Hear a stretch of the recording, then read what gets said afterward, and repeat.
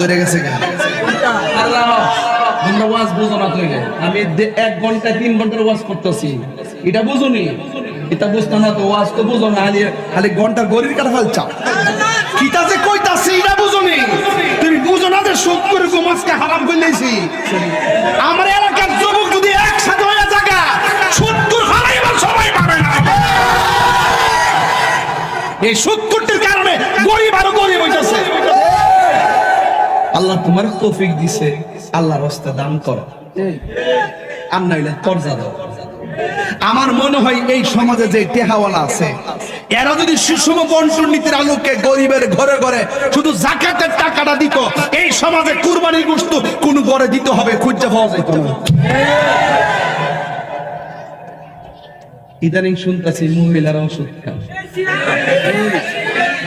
বলে টেহা লাগা সারা জীবন